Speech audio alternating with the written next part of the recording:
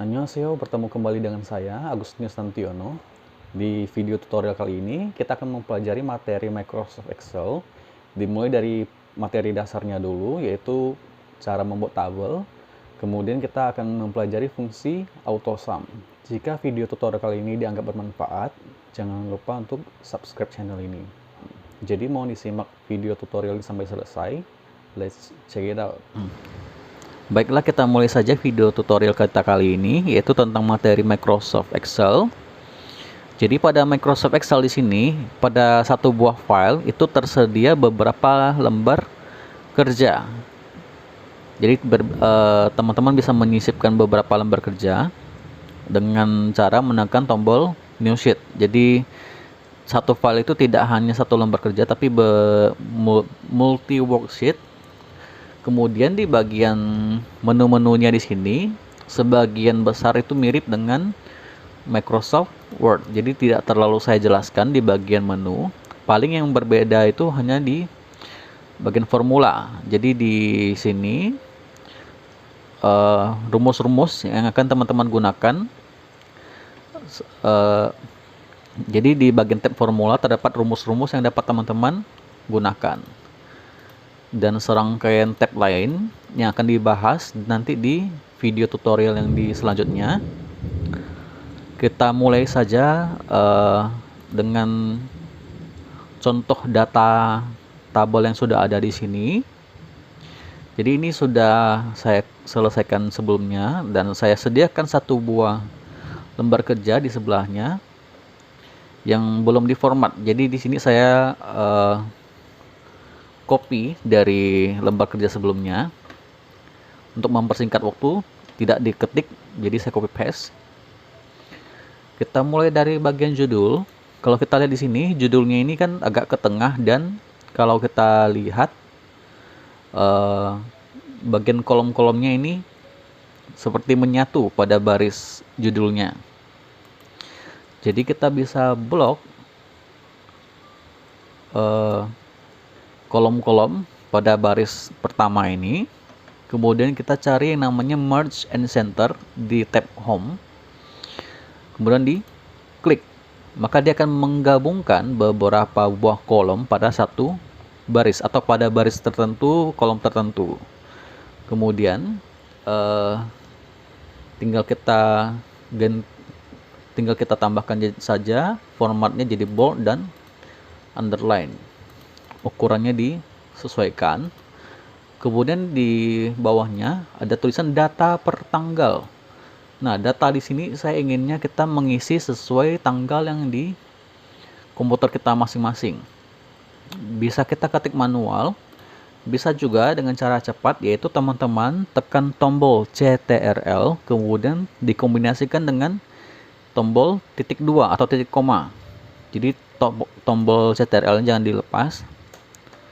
Seperti ini, maka dia akan langsung muncul tanggal yang disesuaikan dengan tanggal di komputer kita. Ini adalah cara cepatnya. Kemudian kalau misalnya kita ingin mengganti formatnya, misalnya ada tulisan, kemudian jika kita ingin mengganti formatnya menjadi 31 Oktober 2020, kita bisa ke bagian number di sini. Kemudian kita format selnya dengan pilih long jet. Jadi kalau yang format manual ini, format default di sini adalah short date, kita pilih long jet sehingga dia akan muncul 31 Oktober 2020. Seperti itu. Kemudian bagian saldo awal, kemudian bunga dan saldo akhir, itu kan harus langsung muncul sebagai format rupiah atau currency atau accounting. Jadi kalau misalnya teman-teman belum memilih atau belum mengatur, dia akan berada di pilihan general. Jadi kalau misalnya kita masukin contohnya 100.000, maka dia akan tampil sesuai yang kita inputkan. Berbeda halnya ketika kalau kita sudah misalnya blok di dua kolom ini, kemudian kita ke more saja, cari accounting. Jadi simbol kita sesuaikan dengan mata uang, yaitu rupiah. Decimal place ini bebas, tapi kita kasih saja 2 angka di belakangnya. Kemudian pilih OK. Jadi selama teman-teman menginput, maka dia akan langsung otomatis muncul rupiah tanpa harus kita ketik manual lagi. Kalau sudah, kita lanjut dengan perhitungan bunga. Jadi kita hari ini akan mencoba mempelajari perhitungan dasar. Jadi bunganya kita tetapkan 4,5% dari saldo awal. Untuk setiap rumus yang ingin kita ketikkan di Excel atau yang dikenal dengan formula, di sini tab formula, setiap rumusnya harus dimulai dengan tanda sama dengan. Karena kita ingin menghitung bunganya sebesar 4,5%, tekan tombol navigation atau tombol arah, tombol panah, atau apapun sebutannya yang ada di keyboard, atau teman-teman bisa klik secara manual, arahkan ke sel saldo awal, jadi satu sel saja. Kemudian kita kalikan dengan 0, kita kalikan dengan 0,045. Kalau kita kalikan sel saldo awal ini dengan 0,045, maka dia sama dengan 4,5%. Enter. Sehingga rumus yang teman-teman gunakan lebih sederhana. Kalau misalnya teman-teman ingin menggunakan rumus yang pernah dipelajari sebelumnya, boleh saja. Jadi sebagai contoh, sama dengan, tetap dimulai dengan sama dengan, pilih saldo awal, satu sel saja, kali 4,5%. Jangan lupa berikan tanda. Kalau teman-teman ingin menggunakan rumus yang mungkin sudah pernah dipelajari sebelumnya, kita coba saja. Kasih dulu dengan buka kurung, pilih saldo awal, kemudian kita kalikan 4,5% bagi 100. Enter. Maka dia akan sama-sama muncul 11.250. Sama-sama muncul hasilnya 4,5% dari saldo awal. Cara mana yang mau dilakukan itu terserah. Kemudian kalau sudah, kan tidak mungkin kita mengetik rumusnya secara berulang-ulang. Mungkin saja sih, tapi akan lebih menguras waktu. Jadi untuk mempersingkat waktu, andai kata misalnya teman-teman mempunyai data 100 baris, klik pada kolom pertama yang sudah kita beri rumus tadi. Di bawah sini kan, di bawah kanan kan ada kayak kotak hijau. Arahkan pointer jadi berubah menjadi plus hitam seperti ini. Klik dan tarik. Tarik sampai ke batasan akhir yang ingin kita tambahkan. Kalau sudah dilepaskan, maka dia akan langsung otomatis menambahkan rumus yang sudah kita kerjakan. Jadi kalau kita menggunakan cara klik dan tarik, yang berubah adalah selnya. Jadi di sini F5, turun ke bawah F6, F7, F8 dan selanjutnya.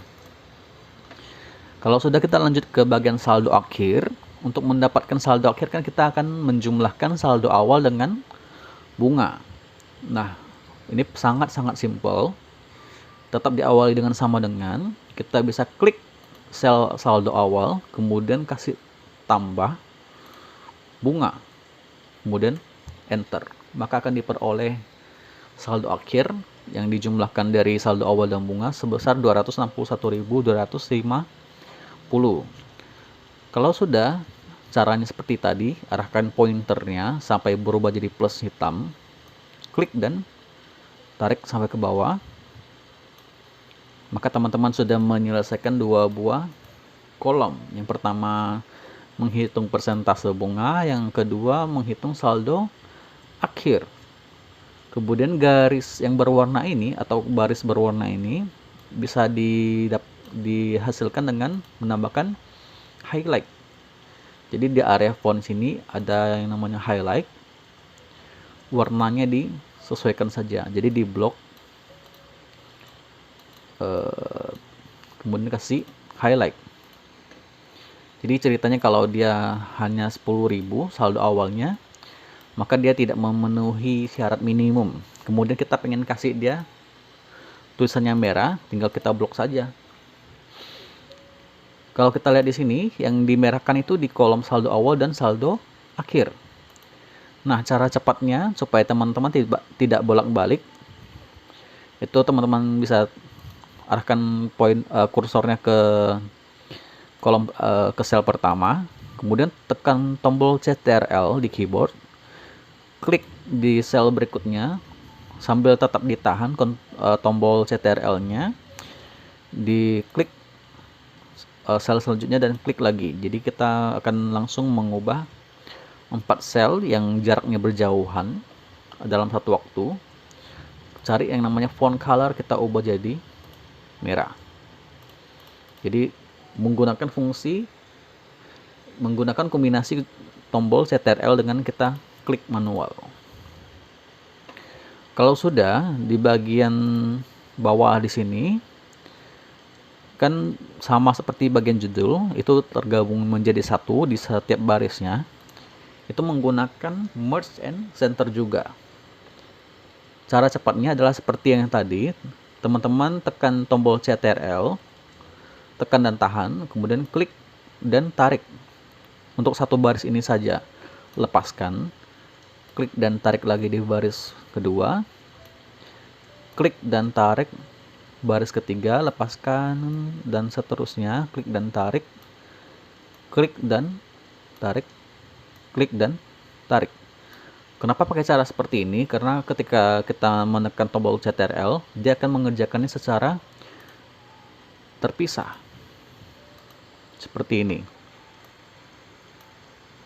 Kemudian kita arahkan alignment-nya ke rata kanan.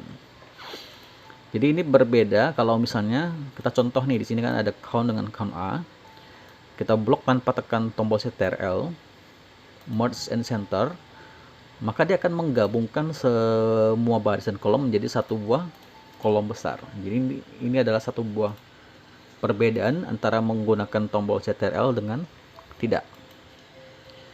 Lanjut, di bagian bawah sini kita akan menggunakan formula yang namanya auto summarize. Jadi kita akan menggunakan fungsi sum, average, count A, kemudian max dan min. Kita mulai dari baris pertama, itu total keseluruhan saldo akhir.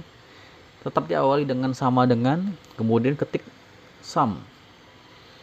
Jadi sum di sini akan berfungsi sama dengan penjumlahan. Jadi dia akan menjumlahkan semuanya. Kok ini hilang rumusnya?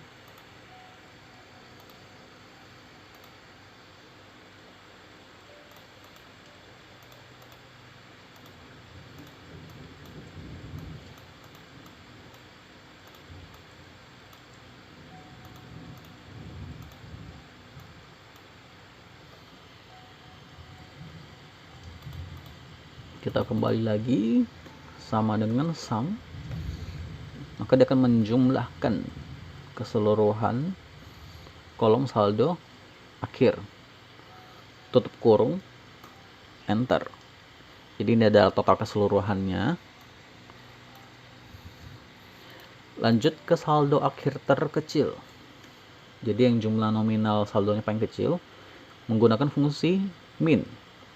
Return the smallest number in set of values. Jadi dia akan mencari nilai terkecil dari area yang kita blok.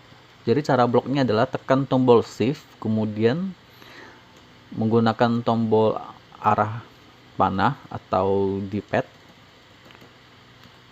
Jadi cara bloknya itu bisa menggunakan kombinasi shift dengan tombol arah. Tekan tombol arah ke atas sampai ke batas yang diinginkan. Jadi bagian judul itu sampai ke arah yang diinginkan. Jadi bagian judul itu sampai ke batas yang diinginkan. Jadi di bagian judul tidak perlu di blok. Tutup kurung, enter. Maka dihasilkan yang saldo terkecil 10.450. Kemudian saldo akhir terbesar kebalikannya, yaitu max. return the largest value in the set of value. Buka kurung. Kalau misalnya teman-teman tidak terbiasa menggunakan keyboard, bisa klik manual dengan mouse. Jadi tekan dan klik dan tarik blok sampai ke bagian yang diinginkan, kemudian tutup kurung dan enter. Jadi dia akan menampilkan saldo akhir terbesar. Lalu lanjut di bagian rata-rata saldo akhir itu menggunakan fungsi average. Buka kurung, klik dan tarik, tutup kurung, enter. Jadi didapatkanlah rata-rata saldo akhir. Nah, di bagian bawah ini 2 baris sama-sama ingin menampilkan jumlah nasabah, tapi menggunakan fungsi yang berbeda. Kita coba dulu dengan fungsi count di baris pertama. Count, kita ingin menghitung jumlah nasabah kita ada berapa nih. Misalnya kita blok menggunakan yang kolom saldo akhir, tutup kurung, enter. Maka didapatkanlah jumlah nasabah kita sebanyak 30 orang. Bagaimana kondisinya kalau kita ingin menghitung jumlah nasabah menggunakan nama mereka? Kita blok menggunakan nama nasabah, tutup kurung, enter. Loh, kok munculnya 0? Karena fungsi count di sini hanya untuk menghitung sel atau kolom yang diisi dengan angka. Karena saldo akhir di sini kan semuanya angka nih, nominal. Sedangkan kalau ingin menghitung sel atau kolom yang selama dia terisi, mau di angka atau huruf, kita menggunakan fungsi count A. Sama dengan count A. Jadi di sini langsung ditulis keterangannya. Count the number of cell. Jadi satu kotak ini namanya cell. Count the number of cell in the range that are not empty. Selama selnya tidak kosong itu akan dihitung. Count A, buka kurung. Kita ke kolom nama. Blok lagi. Tutup kurung, enter. Jadi dia akan sama-sama menghasilkan jumlah nasabah sebanyak 30 orang. Hanya saja fungsinya berbeda antara count dengan count A. Kalau sudah, kita selesaikan dengan mengatur bordernya. Jadi kita blok dulu bagian sini. Kemudian kita pilih line stylenya yang garis tipis, satu garis saja. Kemudian pilih lagi di sini, cari yang namanya all border. Maka dia akan langsung menambahkan border secara keseluruhan. Kalau kita lihat di soal, ini kan di bagian judul, bagian atas dan bawahnya lebih tebal. Itu bisa kita set manual. Pilih lagi line stylenya, cari yang paling tebal. Maka pointer kita akan berubah menjadi kayak pensil gitu. Klik dan tarik di baris yang ingin diubah. Seperti ini. Kalau sudah, tekan escape ESC untuk menghilangkannya, menghilangkan pointernya. Kalau sudah, di bagian bawah, kalau kita lihat di soal kan berbeda dia. Kayak ada 2 garis yang digabung. Itu kita bisa pilih line stylenya, cari yang seperti ini, 2 garis. Kemudian pilih all border. Tinggal kita boldkan saja tulisannya. Kemudian di bagian judulnya juga sama, kita boldkan saja. Jadi untuk video tutorial kita kali ini hanya mempelajari tentang penghitungan dasar dan fungsi auto sum. Semoga video tutorial ini dapat bermanfaat bagi teman-teman. Jangan lupa subscribe channel ini. Jadi sampai jumpa lagi di video tutorial kita selanjutnya.